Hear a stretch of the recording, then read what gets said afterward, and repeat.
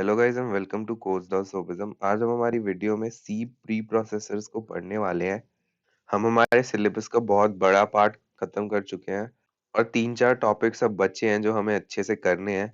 उनमें से एक आता है preprocessors. C preprocessor के बारे में हम पढ़ने वाले हैं। Before the source code goes to the compiler to be converted into executable form. यहाँ पे कन्वर्टेड की स्पेलिंग गलत है, एस नहीं होगा यहाँ पर। It passes through the pre processors. ये पहले जब सोर्स कोड कंपाइलर में जाता है एग्जीक्यूटेबल फॉर्म में कन्वर्ट होने से पहले। एग्जीक्यूटेबल फॉर्म क्या होता है? जो हमारी .exe फाइल होती है, जो हमारा एप्लीकेशन बन के निकलता है, उससे पहले ना ये प्री प्रोसेसर में जाता है। और प्री प्रोसेसर का कुछ काम होता है, वो कमेंट्स सारे रिमूव करता है। जो हम कमेंट्स अभी तक लिखते आए हैं वो हमारे कंपाइलर का पार्ट नहीं होता। कंपाइलर रीड करता ही नहीं है, वो उससे पहले ही सब रिमूव हो जाते हैं। और हमारे मैक्रोज जो होते हैं उन्हें एक्सपैंड करते हैं। सी प्री प्रोसेसर्स मैक्रोज के बारे में अभी हम देखेंगे। और जो हमारी फाइल्स होती है वो इंक्लूड करवाता है। हमने यहाँ पर हैश इंक्लूड stdio.h और दूसरी फाइल्स भी इंक्लूड कराई है। वही मतलब है इसका कि वो हमारी फाइल्स इंक्लूड कराने में हेल्प करता है। और प्री प्रोसेसर कमांड्स क्या होती हैं? प्री प्रोसेसर कमांड्स यहाँ पर हमें देखनी है। हैश इंक्लूड, हैश डिफाइन, इन दोनों को अभी तक हम यूज कर चुके हैं और इन्हीं को हम यूज करने भी वाले हैं आगे भी। इन्हें हम प्री प्रोसेसर कमांड्स बोलते हैं। हम बोलते हैं हैश इंक्लूड मतलब कुछ इंक्लूड कराओ, हैश डिफाइन मतलब कुछ डिफाइन कराओ, तो इन्हीं को हम कमांड्स बोलते हैं। और हमारे और भी बहुत तरीके के कमांड्स होते हैं जिनमें कुछ एग्जांपल्स हैं। अनडेफ, इफ डेफ, इफ, ये इफ डेफ रिपीट हो गया। फिर ifndef, if, else, elif, ऐसे बहुत सारे कमांड्स होते हैं हमारे। ये कमांड्स हमारे अभी के सिलेबस के स्कोप के बाहर है, हमें ये सब इतने डेप्थ में नहीं पढ़ना, लेकिन आप ये चीजें भी जानो कि ऐसी भी कमांड्स होती हैं। और यूज हम बस यही दोनों करने वाले हैं अभी इस कोर्स में। और अभी हम हैश इंक्लूड डायरेक्टिव को देखते हैं। हमारे जो ये हैश इंक्लूड कमांड है हमारा, इसमें क्या होता है? It is used to fetch the contents of some other file to be included in the present program. अभी तक हम यही देखते आए हैं कि हैश इंक्लूड stdio.h, उस फाइल में कुछ कमांड्स लिखी हुई हैं, उस फाइल में कुछ फंक्शंस डिफाइंड है, तो वो फंक्शन हम अपने प्रोग्राम में यूज कर पाए, इसीलिए वो फाइल्स इंक्लूड कराते हैं। तो यहाँ पर hash include files are generally .h extension files which means they are header files। तो ये बात हमें समझ आ गई कि जब हम इंक्लूड कराते हैं ना कोई फाइल, तो वो एक हेडर फाइल होनी चाहिए। और हेडर फाइल्स भी जो होती हैं वो दो तरीके की होती हैं। कुछ ऐसी फाइल्स होती है which are present in the standard system directories. Standard system directories मतलब ये समझ लो कि वो पहले से डिफाइंड होती है, और जब हम कंपाइलर और सब कुछ इंस्टॉल कर रहे होते हैं सी प्रोग्रामिंग के लिए, तो वहां पर हमें ये फाइल्स पहले से ही मिल जाती हैं। इनको हमें लिखना नहीं पड़ता। लेकिन कुछ ऐसी फाइल्स होती हैं जो हमारी प्रेजेंट डायरेक्टरी में होती है। डायरेक्टरी मतलब क्या होता है? हमारा एक फोल्डर है जहां पर हम सारे प्रोग्राम्स लिख रहे हैं। अगर हम उसी फोल्डर में एक ऐसी फाइल रखें, .h फाइल, जो एक हेडर फाइल है, और वो हम खुद बना सकते हैं या फिर कोई फाइल हो वो, तो हम उसे ऐसे इंक्लूड कराते हैं, यहाँ डबल कोटेशंस लगाते हैं। लेकिन अगर कोई स्टैंडर्ड सिस्टम डायरेक्टरीज की होती है तो उसके लिए हम यहाँ पर एंगुलर ब्रैकेट्स लगाते हैं। तो ये इन दोनों का अलग अलग सिंटैक्स होता है। हमने अभी तक यही पढ़ा है और यही ज्यादा हम पढ़ने वाले हैं। ये बस एग्जाम्पल के लिए बता रहा हूँ कि हाँ, ऐसे भी हमारी फाइल इंक्लूड हो सकती है, कोई भी हेडर फाइल, अगर वो प्रेजेंट हो हमारी करंट डायरेक्टरी में। तो अब हमारे दूसरे डायरेक्टिव को देखते हैं, हमारा hash include directive. Hash include ये जो हमारा प्री प्रोसेसर कमांड होता है, it is used to define preprocessor variables. ये कुछ वेरिएबल्स डिफाइन करने के लिए होता है, जो वो प्री प्रोसेसर वेरिएबल्स होते हैं। और ये ग्लोबली एक्सेप्टेड होते हैं वेरिएबल्स, हम कहीं भी इन्हें यूज कर सकते हैं।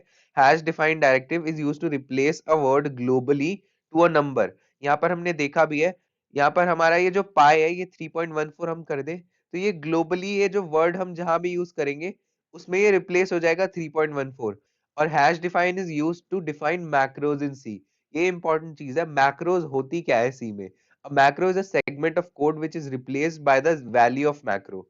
मतलब एक ऐसा कोड जिसकी कोई वैल्यू निकल के आ रही है और उस कोड की रिप्लेसमेंट वो वैल्यू बन जाए। Macro is defined by hash defined directive.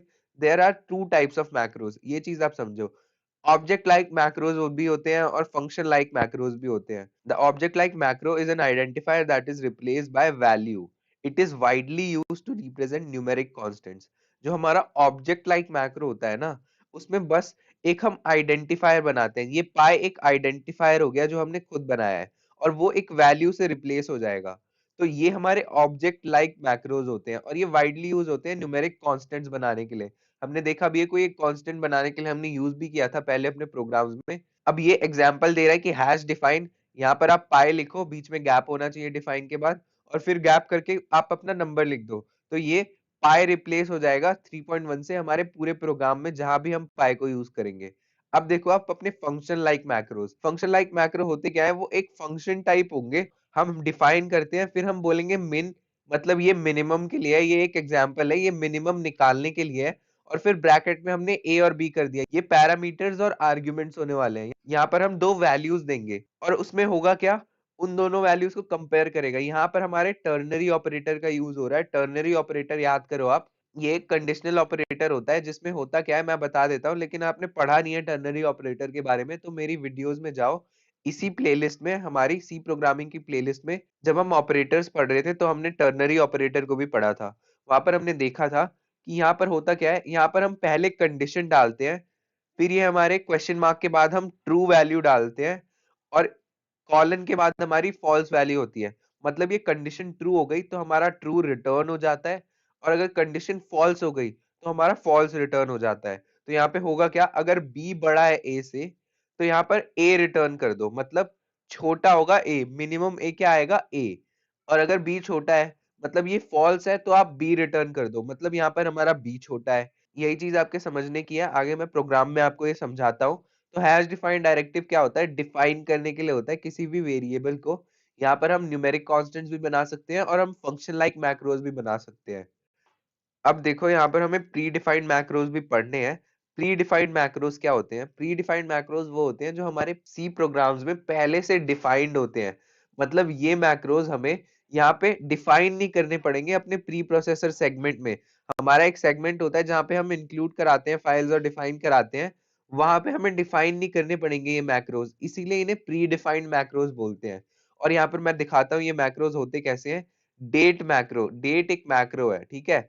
यहाँ पर होगा क्या मैं बताता हूँ, ये डबल हमारे अंडरस्कोर है। डबल अंडरस्कोर लगाने के बाद ये हमारा मैक्रो हमने लिखा है, फिर एक डबल अंडरस्कोर आया है, ये हमारा एक प्री डिफाइंड मैक्रो है।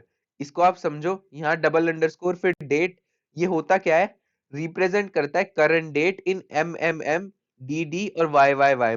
अब यहाँ पर दूसरा मैक्रो देखो, डबल अंडरस्कोर टाइम और फिर डबल अंडरस्कोर। ये आपको अपर केस बनाने पड़ेंगे, क्योंकि यहाँ पर हमारी जो सी प्रोग्रामिंग होती है वो केस सेंसिटिव होती है, और वो इस मैक्रो को ऐसे ही समझेगी कि आप डबल अंडरस्कोर फिर टाइम लिखोगे जो हमारे अपर केस लेटर्स में होगा, और फिर आप एक डबल अंडरस्कोर लगाओगे, तब ये हमारा टाइम रिटर्न करेगा। It represents current time in M और एस। ठीक है, आवर्स मिनट और सेकंड्स में ये रिप्रेजेंट करता है। और परसेंटेज एस यहाँ पर इसलिए लगाया गया है क्योंकि ये एक स्ट्रिंग रिटर्न करेगा, और वो स्ट्रिंग यहाँ पर प्रिंट होगी, डेट का फॉर्मेट, टाइम का फॉर्मेट। फाइल रिटर्न करता है, हमारी जो फाइल का नाम है, जिस फाइल में हम ये काम कर रहे हैं, वो रिटर्न कर देगा ये स्ट्रिंग फॉर्मेट में। फिर ये लाइन है, जिस लाइन में भी हम ये प्रिंट करवाएंगे, और ये परसेंटेज डी मतलब ये कोई नंबर रिटर्न करता है, तो यहाँ पर लाइन नंबर हमारा प्रिंट हो जाएगा। और यहाँ पर हमारा लास्ट प्री डिफाइंड मैक्रो देखो, एसटीडीसी। एसटीडीसी के पहले दो अंडरस्कोर और उसके बाद दो अंडरस्कोर। तो it is defined as one when the compiler compiles with the ANSI standard. अगर वो एएनएसआई स्टैंडर्ड से ही कंपाइल कर रहा होगा हमारा कंपाइलर, तो ये वन रिटर्न कर देता है। तो एसटीडीसी इक्वल्स परसेंटेज डी। तो यहाँ पर ये सारी कमांड्स आप लिख के देखो, अपने प्रोग्राम में इसे रन करा कर देखो, तभी आपको समझ आएगा। मैं भी आपको यहाँ पर रन करा कर दिखाई देता हूँ इसे। मैं यहाँ पर ऑनलाइन आईडी खोल रहा हूँ, onlinegdb.com। तो यहाँ पर इसको मैं कॉपी करता हूँ पूरे को, और यहाँ पर मैं इसे रन करा कर आपको दिखाता हूँ। आप अपने कोड को पूरा लिख के खुद टाइप करके देखो। यहाँ पर मैं इसे रन करा कर आपके लिए दिखाऊंगा कि ये कैसे होता है। यहाँ पर लैंग्वेज सी सेलेक्ट करो। तो यहाँ पर इसे मैं रन कराता हूँ, आप वीएस कोड में भी करा सकते हो या ऑनलाइन कंपाइलर पे भी करा सकते हो। हमारा पहले आ गया फाइल, फाइल का नाम हमारा क्या था, परसेंटेज एस। तो यहाँ पर स्ट्रिंग फॉर्म में ये रिटर्न हो गया मेन डॉट सी, और हमें पता है फाइल का नाम मेन डॉट सी है। फिर हमारा आया डेट, हमने प्रिंट किया था डेट। यहाँ ये सारा आउटपुट नई लाइंस में इसलिए क्योंकि हमने बैकस्लैश एन का यूज किया है। और यहाँ पे देखो डेट हमारी आ गई नवंबर 22 2020। तो ये भी स्ट्रिंग फॉर्मेट में आई है। फिर हमारा टाइम आया है, टाइम हमारा आया है 310 और 46। आपका जो भी टाइम होगा वो आ जाएगा। यहाँ पर गलत टाइम आ रहा है वैसे, बट शायद ये ऑनलाइन कंपाइलर है इसलिए यहाँ गलत आ रहा है। लेकिन आप वीएस कोड में ये चीज करके देखोगे तो आपका टाइम सही आना चाहिए। वीएस कोड में ये रन करवा के देखना अपना।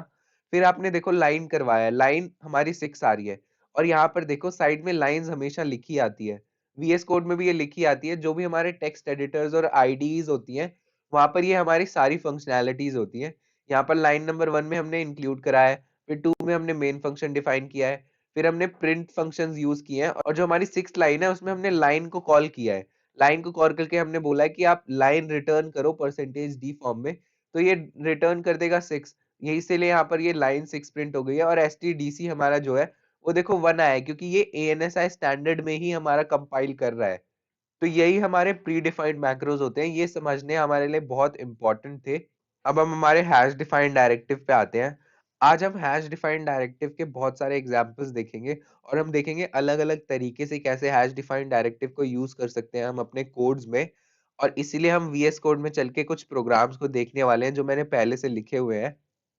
तो यहाँ पर अपने सी प्रोग्रामिंग के फोल्डर में मैंने कुछ फाइल्स बना दी हैं यहाँ पर डिफाइन डायरेक्टिव को आपको समझाने के लिए। और मैं अलग अलग तरीके से फंक्शन लाइक और ऑब्जेक्ट लाइक मैक्रोज बनाकर यहाँ पर आपको ये सारी चीजें मैं समझाऊंगा। तो हम अपना सबसे पहला प्रोग्राम देखते हैं। यहाँ पर हैश इंक्लूड stdio.h, हमने stdio.h फाइल इंक्लूड करा दी। फिर अपना डिफाइन डायरेक्टिव्स हमने बनाए हैं, और फिर हम अपने ऑब्जेक्ट लाइक मैक्रोस को समझने वाले हैं। यहाँ पर हमने हैश डिफाइन का यूज करके कुछ ऑब्जेक्ट्स बनाए हैं। यहाँ पर हमने सबसे पहले क्या किया है, हमने ये बोला है हमने बोला है डिफाइन इंटीजर। आप ये अपर केस लोअर केस कुछ भी कर सकते हो। आपने यहाँ एक आइडेंटिफायर बना दिया है, और जब भी आप इस चीज को यूज करने जाओगे, मान लो हमने यहाँ पर इंटीजर लिखा था तो आप इंट लिखोगे, उसके नीचे यहाँ पर ये ऑप्शंस आपको देने लगेगा, और ये बोलेगा हैश डिफाइन का ही है ये। तो आप उसे क्लिक करोगे तो यहाँ पर ये आ जाएगा कि वो पहले इंटीजर आ जाएगा, और ये दिखा भी रहा है हैश डिफाइन इंटीजर। ये ऑब्जेक्ट लाइक मैक्रोज है, और ये एक्सपैंड हो जाता है 25 में। मतलब ये जहां भी हम यूज करेंगे ये 25 बन जाएगा। अभी देखो हम इसे प्रिंट भी कराकर देखेंगे तो ये आ जाएगा। फिर हमने बोला है डिफाइन रियल, ये भी एक ऑब्जेक्ट लाइक मैक्रो है। हमने रियल वैल्यू एक डिफाइन कर दी। फिर हमने एक कैरेक्टर भी डिफाइन किया है, और कैरेक्टर को ऐसे डिफाइन करना होता है हमें सिंगल कोटेशंस में, ये बात आपको पता है।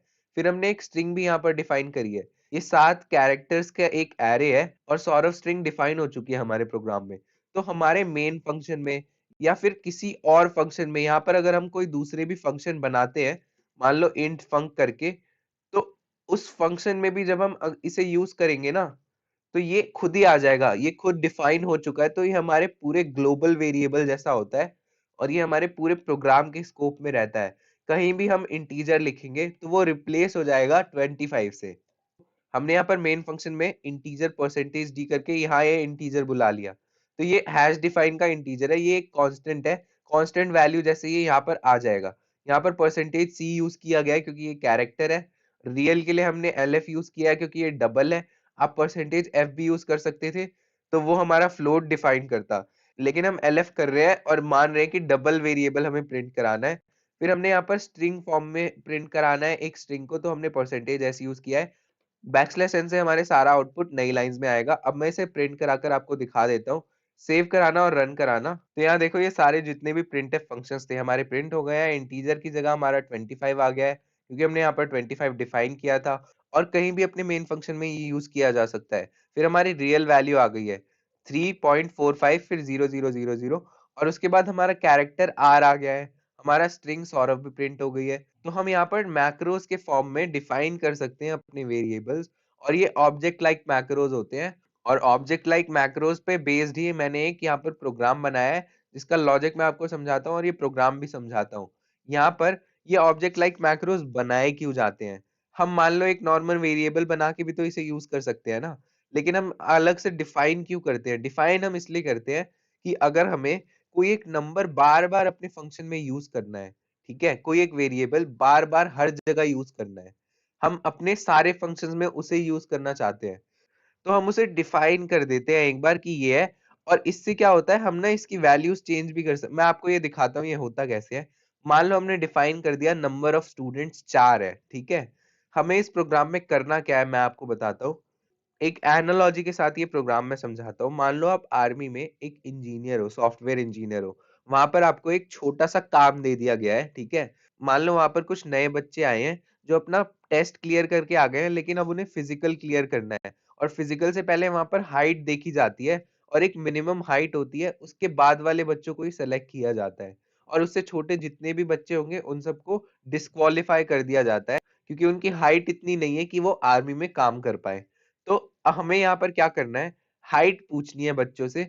हमें पता है कि यहाँ पर अभी 4 बच्चे सेलेक्ट हो चुके हैं इस राउंड के लिए, ठीक है, तो हमें हाइट पूछनी है उन बच्चों से, और हाइट पूछने के बाद यहाँ पर हमें कंडीशन भी लगानी है कि हमारी हाइट, मान लो यहाँ पर 150 पैरामीटर है, कि हमारा 150 के ऊपर वाले बच्चे ही सेलेक्ट होंगे, तो हमें 150 के ऊपर वालों को सेलेक्ट करना है, और इस प्रोग्राम में हमें पता करना है कि कितने बच्चे सेलेक्ट हुए हैं अगले राउंड के लिए।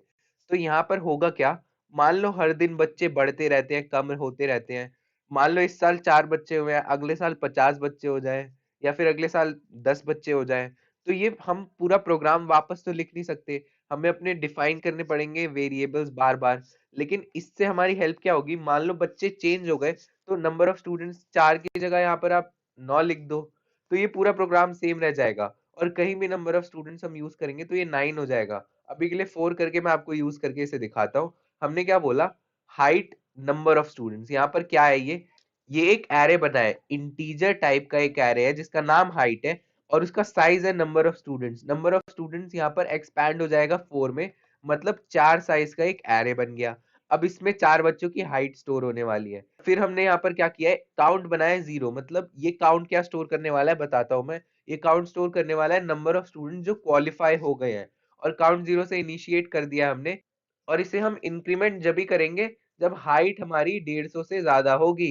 यहाँ इफ स्टेटमेंट देखो, इफ स्टेटमेंट में हमारा क्या है, हाइट आई, ठीक है, हाइट की जो ith वैल्यू होगी आई इंडेक्स पे, वो अगर 150 से बड़ी हुई तो यहाँ काउंट प्लस कर दो, मतलब अगर बच्चा 150 से बड़ा है तो वो सेलेक्ट हो जाएगा और हमारा काउंट की वैल्यू बढ़ जाएगी। अब देखो हमने फिर फॉर लूप यहाँ पर लगाया है, फॉर लूप हमारा 0 से चलता है, शुरू होता है, और उसके बाद नंबर ऑफ स्टूडेंट्स तक चलता है, मतलब यहाँ 4 है तो i लेस देन 4 होगा, तो वो 0 1 2 और 3 के लिए चलेगा, 4 के लिए हमारा फॉल्स हो जाएगा वो, और प्लस प्लस तो होता ही रहेगा। उसके बाद फॉर लूप देखो, फॉर लूप में हो क्या रहा है, पहले प्रिंट होगा enter the height of the first student, student 1, percentage D की जगह हमने आई प्लस 1 लगाया है, आई 0 होगा तो वो हमारा फर्स्ट स्टूडेंट होगा, इसलिए हम आई प्लस 1 यूज कर रहे हैं। तो 0 प्लस 1 हमारा स्टूडेंट 1 पहले आइट्रेशन के लिए प्रिंट हो जाएगा, और स्टूडेंट 1 की हाइट क्या होगी, हाइट 0, हाइट आई मतलब हाइट 0 होने वाली है, वो 0th इंडेक्स पे बेस्ड है, तो हम स्कैन करके उसे इनपुट करा लेंगे। तो ये एक बार इसने फर्स्ट आइट्रेशन में मांगा, हाइट मांगी, हमने दे दी, अगर वो हाइट, वो उसी हाइट को रीड करेगा और बोलेगा अगर वो हाइट बड़ी है 150 से तो काउंट को प्लस कर दो, फिर ये आइट्रेशन आगे बढ़ के ये यहाँ पे आएगा, और ये नंबर ऑफ स्टूडेंट्स तक चलता रहेगा। तो ये 0 1 2 और 3 की वैल्यूज जो है हाइट की वो इनपुट करा लेगा, और उन सबके लिए चेक कराकर बढ़ा भी देगा काउंट अगर 150 से बड़ी है हाइट। तो ये हमारे पूरे फॉर लूप में होने वाला है, और एंड में हम प्रिंट करा देंगे percentage D students qualified for the next round, और वो काउंट प्रिंट कर देंगे परसेंटेज डी की जगह। तो यही हमारा पूरा प्रोग्राम है, और अब इसे मैं रन करके आपको दिखाता हूँ, और देखो ये कैसे रन होने वाला है। तो ये मांग रहा है enter the height of student 1, percentage D की जगह आई प्लस 1, मतलब 0 प्लस 1, पहले आइट्रेशन में 1 आ गया, तो मैं यहाँ पर 142 दे देता हूँ, कोई छोटा बच्चा है जो क्वालिफाई नहीं कर पाएगा। अब यहाँ पर दूसरे बच्चे की हाइट में 156 दे देता हूँ, फिर मैं 151 दे देता हूँ, और मैं 150 भी दे के देखता हूँ, और यहाँ कंडीशन क्या है, 150 से ज्यादा होनी चाहिए, तो 150 वाला सेलेक्ट नहीं होना चाहिए, तो ये दोनों डिस्क्वालीफाई हो जाएंगे और स्टूडेंट 2 और 3 क्वालिफाई हो जाएंगे। तो यहाँ पर एंटर कर लो, तो 2 students qualified for the next round. यहाँ पर स्टूडेंट्स की जगह आप कैंडिडेट्स भी लिख सकते हो, कैंडिडेट्स लिखोगे तो ज्यादा बेटर रहेगा इस प्रोग्राम के लॉजिक के थ्रू। तो यहाँ पर 2 बच्चों ने क्वालिफाई कर लिया है और 2 बच्चे पीछे रह गए। ऐसे ही मान लो अगले साल 20 बच्चे आ गए, तो आप यहाँ पर आप इसको 20 कर दो, 20 करके रन करा दोगे तो वो 20 का मांग लेगा। तो आई होप आपको ये चीज समझ आई हो कि डिफाइन को हम कैसे यूज करते हैं ऑब्जेक्ट लाइक मैक्रोस के लिए। अब हम देखने वाले हैं फंक्शन लाइक मैक्रोस को। तो थर्ड प्रोग्राम में घुस के मैं आपको फंक्शन लाइक मैक्रोस समझाने वाला हूँ। यहाँ पर हमने पहले इंक्लूड करा दिया stdio.h, उसके बाद देखो यहाँ पर कुछ डिफाइंड स्टेटमेंट्स है और इनको मैं आपको समझाता हूँ। हमने सबसे पहले क्या बोला है, स्क्वायर, और ये देखो हमने ब्रैकेट बना के बोला है a, मतलब ये एक पैरामीटर होने वाला है, इसमें हम a भी डाल सकते हैं, इसमें हम अंदर डिफाइन कोई एक वेरिएबल डाल सकते हैं जिसकी कोई वैल्यू होगी, या फिर हम सीधा आर्ग्यूमेंट डाल दे 5 10 कुछ भी डाल दे, तो ये रिटर्न क्या करेगा, देखो रिटर्न कर देगा ये a इंटू ए, ये स्क्वायर रिटर्न कर देता है, इसीलिए इसका हमने स्क्वायर नाम रखा है। फिर देखो यहाँ ये क्यूब है, ये एक फंक्शन जैसे बिहेव करने वाला है, इसीलिए हम फंक्शन टाइप मैक्रोज बोलते हैं इन्हें। ये क्यूब कर देगा इसी ए को, एक आर्ग्यूमेंट हम इसमें डालेंगे तो वो आर्ग्यूमेंट को 3 बार मल्टीप्लाई करके रिटर्न कर देगा। और ये फिर देखो पाई, पाई को हम 3.14 से रिप्लेस कर रहे हैं ग्लोबली, ठीक है। इस पाई को हम पी आई छोटा भी लिख सकते हैं और बड़ा भी लिख सकते हैं, कुछ भी लिख सकते हैं, लेकिन फिर हमें प्रोग्राम में उसी तरीके से लिखना होगा। फिर यहाँ पर एरिया देखो, लेकिन एक बार देखो हम डिफाइन कर देते हैं ना, तो हमें यहाँ पर सजेशंस दिखाने लगता है, आप पी लिखोगे उतने में ही ये दिखा देगा नीचे पाई भी है। और यहाँ पर स्क्वायर की जगह आप एस क्यू लिखोगे तो ये दिखा देगा कि यहाँ पर स्क्वायर भी है। एस क्यू आपने लिखा तो ये देखो इंट स्क्वायर, ये स्क्वायर आपको दिखा देगा, ये एक इंटीजर रिटर्न करेगा, इसमें एक इंटीजर आप इनपुट कर रहे हो, ये रिटर्न कर देगा 5 into 5 करके। अभी हम देखेंगे भी ये कैसे होने वाला है। अभी आप यहाँ पर एरिया को देखो, एरिया क्या होता है हमारा पाई स्क्वायर, तो यहाँ पर डिफाइन के अंदर एक और डिफाइन को ही हमने यूज कर दिया, मतलब डिफाइन का ही एक फंक्शन हमने यूज कर दिया। तो एरिया का होगा क्या देखो, वो पहले पाई करेगा और हमने जो आर अपना पैरामीटर या आर्ग्यूमेंट दिया है उसे स्क्वायर कर देगा, और तो ये एरिया रिटर्न क्या करने वाला है, ये पाई आर स्क्वायर को रिटर्न करने वाला है। फिर हमारा सरकमफेरेंस देखो, सरकमफेरेंस क्या, इन दोनों को आप मानो ये सर्कल के लिए है, एरिया ऑफ सर्कल और सरकमफेरेंस ऑफ सर्कल है ये। तो ये सरकमफेरेंस क्या रिटर्न करेगा, हम आर पैरामीटर डालेंगे तो ये पाई इंटू 2 इंटू आर दे देगा। हमें पता है सर्कल का सरकमफेरेंस होता है 2 पाई आर और एरिया होता है पाई आर स्क्वायर। तो ये यही चीजें करने वाला है, इन्हें हम रन कराकर आपको दिखाएंगे, और मैं यहाँ पर दिखा रहा हूँ आपको कि फंक्शन जैसे कैसे यूज कर सकते हैं अपने एक मैक्रो को। चलो तो यहाँ पर मेन फंक्शन देखो, मेन फंक्शन में क्या है, प्रिंट स्टेटमेंट्स है। पहले पाई की वैल्यू हम प्रिंट करा रहे हैं परसेंटेज एफ, मतलब यहाँ पर एक फ्लोट नंबर है, ये देखो पाई पर आप होवर करोगे तो ये एक्सपैंड होता है 3.14 से, तो यहाँ 3.14 आ जाना चाहिए। फिर स्क्वायर देखो परसेंटेज डी, तो यहाँ पर हमने स्क्वायर डाला है, ये एक फंक्शन जैसे काम करने वाला है, तो ये 5 into 5 करके यहाँ पर परसेंटेज डी की जगह रिटर्न कर देगा। क्यूब ऑफ 5 ये रिटर्न कर देगा 5 into 5 into 5। और अब देखो area of square of side 5 units इस परसेंटेज डी स्क्वायर यूनिट्स, अब स्क्वायर में 5 डाल दो तो यहाँ पर परसेंटेज डी में इसका एरिया रिटर्न हो जाएगा। अब देखो हमने फिर क्या बोला, area of circle with radius 10 is area 5। यहाँ पर एरिया 5 हमें पता है क्या होगा, यहाँ पर पाई आर स्क्वायर हो जाएगा। ये पाई आर स्क्वायर यहाँ पर परसेंटेज एफ हमने इसलिए दिया है क्योंकि पाई की वैल्यू 3.14 है, तो ये एक फ्लोट वैल्यू ही रिटर्न करने वाला है एरिया, तो यहाँ पर फ्लोट वैल्यू आ जाएगी। अब देखो सरकमफेरेंस, सरकमफेरेंस में भी हमने वही बोला है कि the circumference of a circle with radius 10 is percentage F, और परसेंटेज एफ की जगह क्या होगा, सरकमफेरेंस 10 रिटर्न हो जाएगा। अब मैं इसे प्रिंट कराकर दिखाता हूँ, सारी लाइंस नई लाइंस में आएगी, मतलब सारा ये जो आउटपुट में लाइंस है, ये जितने भी प्रिंटफ फंक्शन है नई लाइन में आएंगे क्योंकि हमने बैकस्लैश n का यूज किया है। ये एक एस्केप सीक्वेंस होता है नई लाइन लाने के लिए। अब देखो हमारा प्रोग्राम रन हो चुका है, मैं ये दिखाता हूँ आपको आउटपुट क्या है। The value of pi is 3.14 आ गया है, the square of 5 is 25 5 into 5 करके, the cube of 5 is 125 5 into 5 into 5 करके, फिर area of square with 5 units is 25 square units. फिर आ गया है the area of a circle of radius 10 is 3.14 314, देखो ये क्या हुआ होगा, पाई आर स्क्वायर हुआ होगा, तो आर स्क्वायर तो हमारा 100 आ जाएगा, और पाई हमारा 3.14 था, तो 3.14 इंटू 100 314 हो गया, तो ये 314.00 क्योंकि ये एक फ्लोट वैल्यू है। अब देखो यहाँ पर फिर circumference of the circle with radius 10 is 62.8, आप करके देख लो कैलकुलेटर से, ये बिल्कुल सही होगा, सरकमफेरेंस 2 पाई आर होने वाला है, और वही यहाँ पर रिटर्न हो गया है। और ऐसे ही हम फंक्शन लाइक मैक्रोज भी बना सकते हैं डिफाइन को यूज करके, और उन्हें हम प्रिंट करा सकते हैं। फिर हमने ये फोर्थ प्रोग्राम जो बनाया है उसको मैं आपको समझाता हूँ। हमने जो एग्जांपल देखा था मिन का, वैसे ही हम मैक्स भी बना सकते हैं, और यहाँ पर टर्नरी ऑपरेटर का यूज है, तो आपको पता होना चाहिए टर्नरी ऑपरेटर क्या होता है और उसका यूज क्या होता है। वो एक कंडीशनल स्टेटमेंट होती है और ट्रू और फॉल्स रिटर्न करती है अपने कंडीशंस के हिसाब से। अब देखो यहाँ मैं समझाता हूँ, हमने डिफाइन किया, बोला मैक्स ए बी, तो यहाँ पर दो आर्ग्यूमेंट होने वाली है, ये एक फंक्शन ही मान लो, इस फंक्शन में दो हमें पैरामीटर डालने होंगे या आर्ग्यूमेंट डालनी होगी, और वो उनका करेगा क्या मैं बताता हूँ। उनका ये क्या क्या करेगा, ये एक कंडीशन चेक करेगा, कंडीशन में ये बोलेगा ए अगर बी से बड़ा है तो आप ए रिटर्न कर दो, नहीं तो आप बी रिटर्न कर दो। तो हम मैक्स ए बी कहीं भी डालेंगे तो ए बड़ा वाला जो है वो रिटर्न हो जाएगा अगर ट्रू है। अगर फॉल्स है तो मतलब दूसरा वाला रिटर्न हो जाएगा, दूसरा वाला मतलब बी बड़ा है, तो मैक्स की जगह बी रिटर्न होगा अगर बी बड़ा है, और ए रिटर्न होगा अगर ए बड़ा है। और फिर मिन में भी हमने वही किया है, ए बी करके, अगर बी बड़ा है तो आप ए रिटर्न करो, ठीक है, और अगर ए बड़ा है तो आप बी रिटर्न करो, और यही मिनिमम का खेल होने वाला है। और ऐसे ही हम टर्नरी ऑपरेटर भी यूज कर सकते हैं कंडीशन लगाने के लिए। फिर हमने यहाँ पर देखो क्या किया है, ए और बी डाला है, अभी तक हम आर्ग्यूमेंट डाल रहे थे, यहाँ पर हम 2 4 सीधा भी डाल सकते थे, 3 4 कुछ भी डाल सकते थे, लेकिन यहाँ पर मैं वेरिएबल टाइप में यूज करके दिखा रहा हूँ। ए की वैल्यू 2 है, बी की वैल्यू 3 है, आप इनपुट भी करा सकते हो यूजर से स्कैनफ का यूज करके, तो आप दो नंबर्स इनपुट करा लो यूजर से। यहाँ पर मैंने सीधा इनिशियलाइज करा दिए हैं, और ये देखो 2 और 3 होने वाली है ए और बी की वैल्यू, तो greater number is percentage D, आप मैक्स ए भी डाल दो, यहाँ ए और बी आपने डाल दिया, ये ए और बी खुद ही रीड कर लेगा, और फिर ये परसेंटेज डी की जगह आ जाएगा जो भी इसमें से मैक्सिमम है, फिर यहाँ मिनिमम भी वैसे ही आ जाएगा, तो ये स्मॉलर नंबर होने वाला है। इसे मैं रन करा कर आपको दिखाता हूँ, और खुद आपको दिख जाएगा कि आपका आ गया है द ग्रेटर नंबर इज 3 और आपका स्मॉलर नंबर इज 2। इसे आप रन करा कर खुद दिखाना, ये सारे प्रोग्राम्स खुद आप टाइप करो, जब भी आपको समझ आएंगे बहुत अच्छे से। और आई होप आपको हर तरीके का यूज समझ आया होगा ऑब्जेक्ट लाइक और फंक्शन लाइक मैक्रोज बनाने का।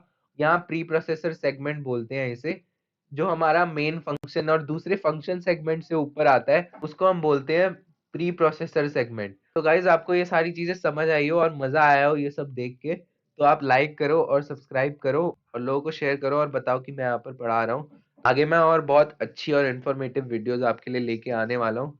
तो guys thank you and I will see you in the next video.